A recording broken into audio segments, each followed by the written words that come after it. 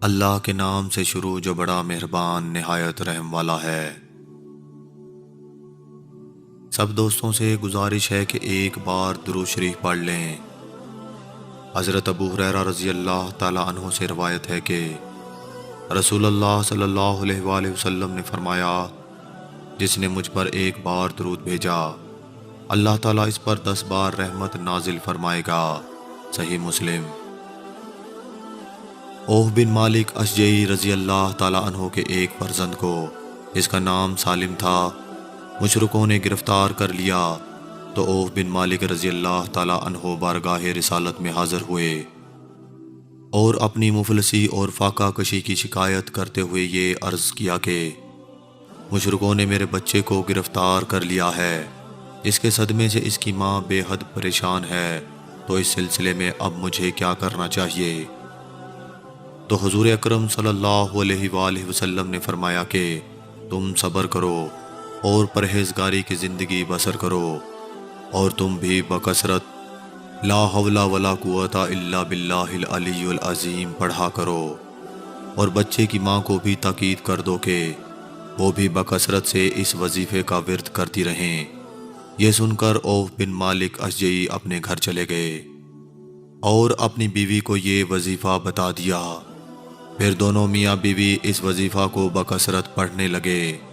اسی دوران میں وظیفہ کا یہ اثر ہوا کہ ایک دن مشرکین سالم کی طرف سے غافل ہو گئے، چنانچہ موقع پا کر حضرت سالم مشرکوں کی قید سے نکل بھاگے اور چلتے وقت مشرکوں کی 4000 بکریاں اور 50 اونٹ کو بھی ہانک کر ساتھ لائے اور اپنے گھر پہنچ کر دروازہ کھٹکھٹایا۔